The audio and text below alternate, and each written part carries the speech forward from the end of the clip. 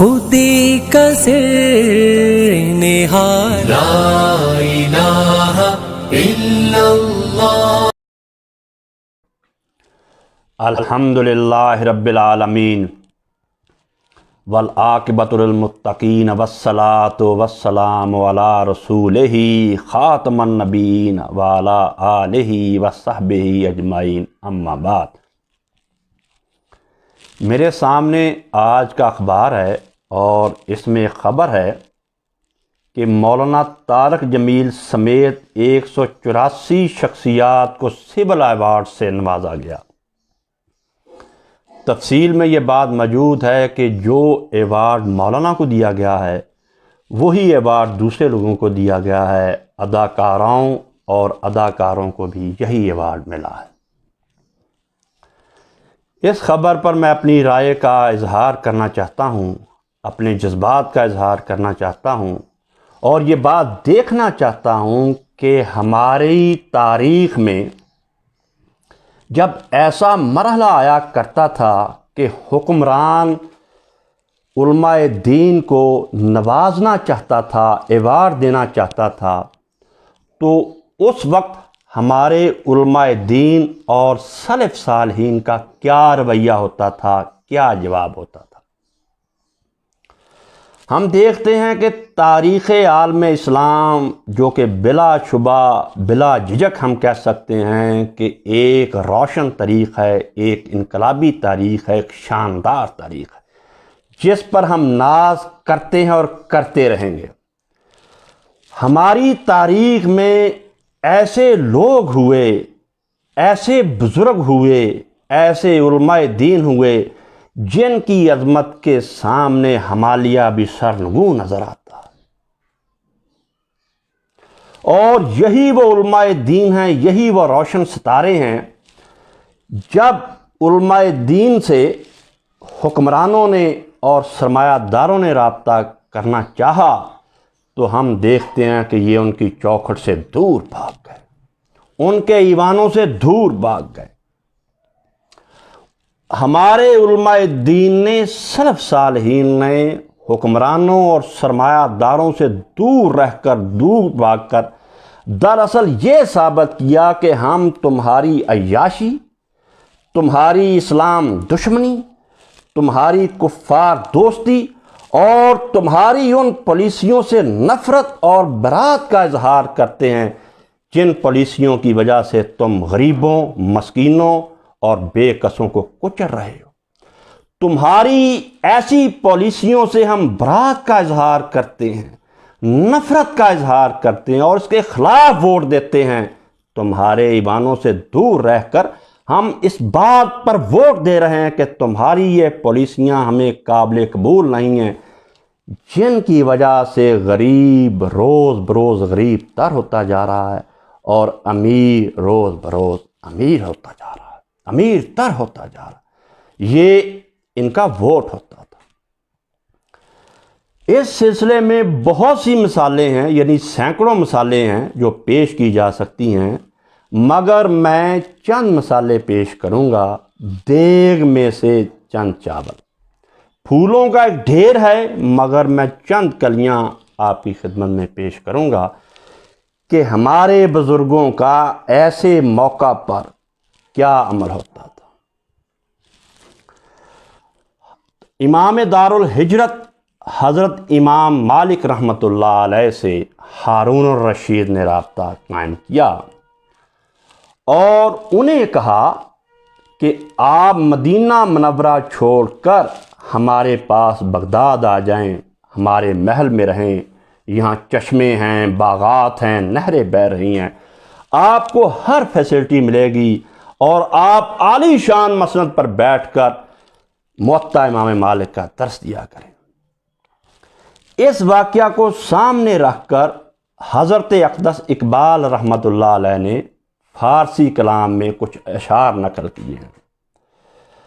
اقبال لکھتے ہیں: قائد اسلامیان ہارون رشید، آنکھ نقفور آب تیغ او کشید، کہ اسلامی حکومت کا سربراہ اور حاکم ہارون الرشید جس کی تلوار کی چمک سے، جس کی تلوار کی دھار سے چینی بادشاہوں کے پتے پانی ہو جاتے تھے، جس کی دہشت کا ہر جگہ دبدبا تھا، روب تھا، ایک شور تھا، اسی ہارون الرشید نے امام مالک سے رابطہ کیا۔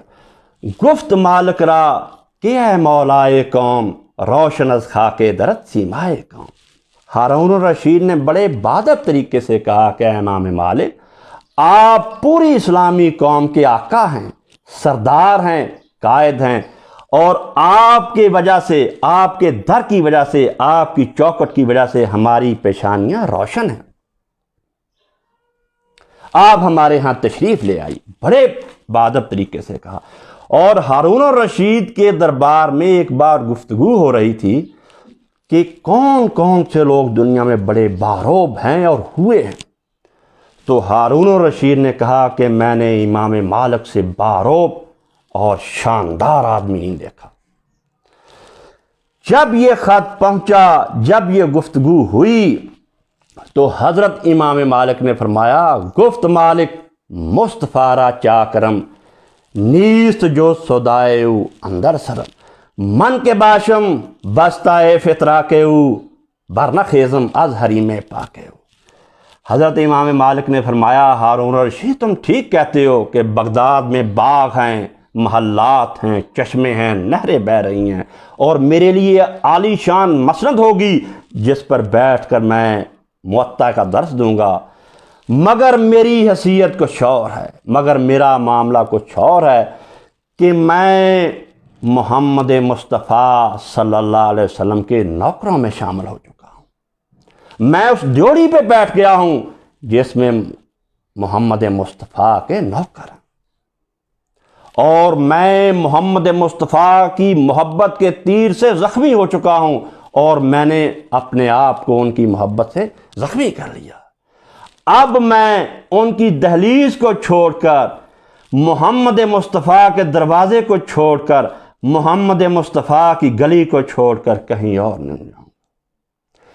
جی میں ہے کہ در پہ پڑے رہیں کسی کے، سر زیر بار منت درباں کیے ہوئے۔ چنانچہ حضرت امام مالک نے ہارون الرشید کے پاس جانے سے انکار کر دیا۔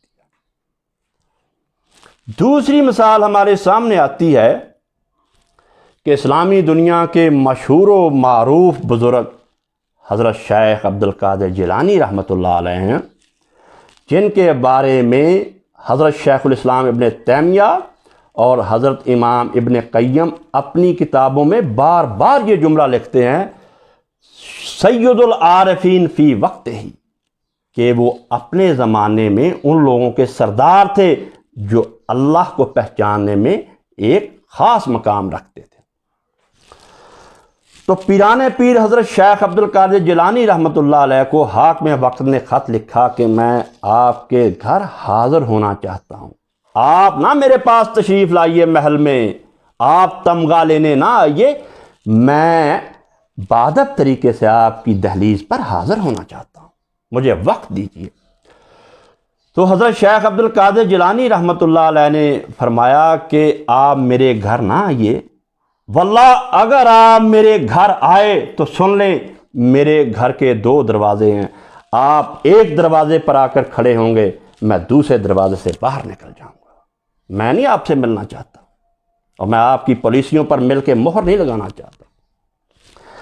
پھر ایک دوسرے حاکم وقت شاہ سنجر نے آپ کو خط لکھا، یعنی پیران پیر کو خط لکھا کہ میں کچھ جاگیریں، ایک سٹیٹ آپ کی خانقاہ کے نام لگوانا چاہتا ہوں، آپ کے نام کرنا چاہتا ہوں، تاکہ آپ بے فکر ہو کر دین کی تبلیغ کریں، اور آپ کے ہاں جو درویش اور مسکین لوگ ہیں وہ بھی بے فکر ہو کے کھانے کھائیں، آپ کو کسی قسم کی مالی پریشانی نہ ہو۔ جب یہ خط حضرت شیخ عبد القادر جیلانی رحمۃ اللہ علیہ کے پاس پہنچا تو آپ نے اسی خط کے پیچھے کچھ اشعار لکھ کر قاصد کو واپس کر دیا۔ آپ نے لکھا، چوں چتر سنجری رخ بختم سے آباد، در دل گر بود حفظ ملک سنجر، شاعر فرماتے ہیں کہ شاہ سنجد تو جس تخت پر بیٹھتا ہے اس کی چھت کالی ہے، میرا نصیبہ بھی تیرے تخت پر بنی ہوئی چھت کی طرح سیاہ ہو جائے، کالا ہو جائے، اگر میرے دل میں کسی وقت ایک لمحے کے لیے بھی خواہش یہ پیدا ہوئی ہو کہ میں حکمران بن جاؤں، مجھے حکمرانی ملنے کی ہوس ہو، تو میرا نصیبہ اور میری قسمت اسی طرح کالی ہو جائے جس طرح تیرے تخت کے اوپر بنی ہوئی چھت کالی۔ زاں گہے کہ یافتم خبر از ملک نیم شب، من ملک نیم روز را بیک جاؤ نمی خرم۔ اور سن لے جب سے مجھے آدھی رات کی بادشاہی کی خبر ملی ہے، کہ یعنی نماز تہجد کی لذت ملی ہے، جب سے میں نماز تہجد پڑھتا ہوں، میں رات کی حکمرانی میں کا مزہ لیتا ہوں، میں تیری سلطنت کو آدھے جو کے برابر خریدنے کو بھی اپنی توہین سمجھتا ہوں۔ یہ تھا طرز عمل ہمارے بزرگوں کا جب ان سے حکمران رابطہ کیا کرتے تھے کہ ہماری چوکھٹ پر آؤ، تو وہ اس لہجے میں ان سے مخاطب ہوا کرتے تھے۔ یہ تو پیچھے کی باتیں ہیں۔ ابھی اسی زمانے کی بات ہے کہ مولانا جمال الدین افغانی رحمۃ اللہ علیہ، جن کے سحر سے سب لوگ ہی متاثر تھے، اقبال بھی متاثر تھے، ابو الکلام آزاد بھی متاثر تھے، ان کے سحر سے کوئی نہیں بچ سکا۔ تو سلطان عبد الحمید نے ان کو خط لکھا اور کہا کہ ہم آپ کو ایک تمغہ دینا چاہتے ہیں، جو آپ کی خدمات ہیں ان کو سامنے رکھتے ہوئے ہم آپ کو ایک شاہی تمغہ دینا چاہتے ہیں۔ تو مولانا نے جواب دیا کہ میں نے تو کوئی خدمات نہیں کی، حکومت کے لیے میری کوئی خدمات نہیں، ہاں جو میں نے کام کیا یا میں کر رہا ہوں میں تو کسی اور کے لیے کر رہا ہوں، یہ میرا اور کسی اور کا معاملہ ہے، میں خود ہی اس سے تمغے لے لوں گا۔ مولانا جمال الدین افغانی نے یوں انہیں ٹال دیا، انکار کر دیا، مگر وہ باز نہ آئے۔ انہوں نے تمغہ تیار کیا اور ایک وفد کے ہاں مولانا جمال الدین افغانی کو بھیجا۔ چنانچہ وفد مولانا جمال الدین افغانی کے پاس آیا اور بادب طریقے سے کہا کہ یہ تمغہ ہے جو سلطان نے آپ کے لیے بھیجا ہے۔ مولانا نے وہ تمغہ لیا اور مولانا کے پاس ایک بلی بیٹھی ہوئی تھی، مولانا نے وہ تمغہ، وہ سول ایوارڈ اس بلی کے گلے میں ڈال دیا اور وفد کو مخاطب ہو کر کہنے لگے کہ سلطان کو کہنا اس تمغے کی سب سے اچھی جگہ یہی تھی جو میں نے آپ کے سامنے کیا، اور پھر بڑے سخت الفاظ میں ان کو مخاطب ہوا۔ تھوڑا سا اور آگے چلتے ہیں۔ ماضی قریب کی بات ہے کہ مولانا فضل الرحمان گنج مراد آبادی رحمۃ اللہ علیہ، وائسرائے نے ان سے کہا کہ میں آپ کی خدمت میں حاضر ہونا چاہتا ہوں۔ تو مولانا نے وفد سے کہا کہ میں ان سے ملنا نہیں چاہتا، آپ ان سے کہہ دیں کہ میرا ان سے کیا کام ہے، میں نے ان سے کیا لینا یا انہوں نے مجھ سے کیا لینا، خدا را انہیں منع کریں کہ میری خانقاہ میں نہ آئیں۔ مگر ایسا نہ ہوا۔ وائسرائے اپنی بیوی کو ساتھ لے کر مولانا فضل الرحمان گنج مراد آبادی کے پاس چلے گئے۔ مولانا اس وقت پنجابی میں جس کو کہتے ہیں لانی چارپائی پہ بیٹھے تھے، جس پہ کوئی چادر نہیں تھی۔ حکومت کے جو کرندے بھاگے آئے کہ وائسرائے ہیں، وہ اندر داخل ہوئے۔ تو مولانا نے فعل بدی کہا، میں نے تو یار منع کیا تھا آپ نہ آئیں، چلو آپ آ گئے ہیں تو آپ بیٹھ جائیں۔ انہیں اپنی چارپائی پہ بٹھایا، جو ملکہ تھی وہ کھڑی رہی۔ تو مولانا نے کمرے میں دائیں بائیں دیکھا تو کمرے کے کونے میں ایک گھڑا پڑا تھا جو الٹا ہوا پڑا تھا۔ تو مولانا نے بڑی شان بے نیازی سے کہا، کاکی تم اس پر بیٹھ جاؤ۔ اور جب انہوں نے کہا کہ ہمیں کچھ کھلائیں بھی، ہم آپ کے پاس آئے ہیں، تو مولانا نے شاگردوں سے کہا کہ کل جو مٹھائی کا ٹوکرا آیا تھا اس میں سے کچھ بچا ہے؟ انہوں نے کہا کچھ نہیں ہے، پور چور بچا۔ تو انہوں نے کہا یہی ان کو کھلا دو۔ یہ شان بے نیازی تھی ہمارے علماء، سب ذخیرہ آپ کو یہی بتائے گا، جتنا بھی عالم اسلام کا ذخیرہ ہے کہ ہمارے علماء دین ان کے پاس نہیں گئے۔ کل کی بات ہے جب اسکندر مرزا ملتان گئے تو انہوں نے وفد کو بھیجا، کمشنر کو بھیجا کہ میں عطا اللہ شاہ بخاری سے ملنا چاہتا ہوں، آپ انہیں لے کر آئیں، ادب سے لے کر آئیں، میں ان سے ملنا چاہتا ہوں۔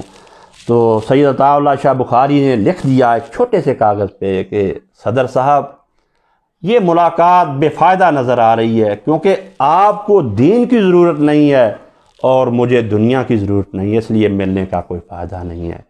چنانچہ انہوں نے ملنے سے انکار کر دیا۔ یہ چند مثالیں ہیں، اس پر مستقل کتابیں لکھی ہیں، اور سب سے شاندار کتاب جو ہے وہ میری نظر میں تذکرہ ہے مولانا ابوالکلام آزاد رحمۃ اللہ علیہ کا، جنہوں نے بہت سے واقعات، آیات اور احادیث میں پرو کر لکھے ہیں۔ تو میرے عزیزو، ہمارے بعض علماء دین پر دولت پرستی، عمرہ پرستی اور جاہ پرستی کا الزام ہے۔ انہیں احتیاط کی ضرورت ہے۔ لوگ ان کے بارے میں لطیفے بنا رہے ہیں کہ کسی امیر کی ماں مر جائے، مرنے والی آئی جی کی ماں ہو یا ڈی آئی جی کی ماں ہو، تو یہ صاحب وہاں چلے جائیں گے، رسم کل میں بھی چلے جائیں گے، رسم چہلم میں بھی چلے جائیں گے۔ ان کو شادی کا کارڈ بھیج دو، کارڈ بھیجنے والا اربوں پتی ہو تو یہ وہاں بھی چلے جائیں گے، وہاں منکرات ہوں گی، 2 ارب روپیہ خرچ ہوگا، مگر وہاں یہ حق گوئی اور بے باکی کا مظاہرہ نہیں کریں گے، وہاں اسلام کی تبلیغ نہیں کریں گے۔ تو میرے عزیزو، احتیاط کی ضرورت ہے، کیونکہ ان باتوں سے غریبوں کا دل دکھتا ہے، اور دنیا میں ہمیشہ غریبوں کی اکثری رہی ہے۔ اسی لیے ہم دیکھتے ہیں کہ انبیاء کے ساتھی غربا رہے، غریب رہے، علماء دین کے ساتھی غریب رہے، امیروں نے کبھی ساتھ نہیں دیا۔ اب بھی امیروں کا مسجدوں سے کوئی رابطہ نہیں ہے، ان کی اولادیں سال میں ایک بار بھی مسجد میں نہیں جاتی۔ تو علماء دین کو غریبوں کی شادیوں پہ بھی جانا چاہیے، غریبوں کے جنازے پہ بھی جانا چاہیے، ان کے جنازے بھی پڑھنے، غریبوں کی بھی تبلیغ کرنی چاہیے، کیونکہ دنیا میں 98% غربا ہیں، غریب ہیں، ان کی حوصلہ افزائی کرنی چاہیے۔ اقبال کی اس نصیحت پہ بات کو ختم کرتے ہیں: نہیں تیرا نشیمن کسرے سلطانی کے گنبد پر، تو شاہی ہے بسیرا کر پہاڑوں کی چٹانوں میں۔ اللہ ہمارا حامی و ناصر۔ سبحان ربك رب العزة عما يصفون وسلام على المرسلين والحمد لله رب العالمين وصلى الله على سيدنا محمد وعلى آله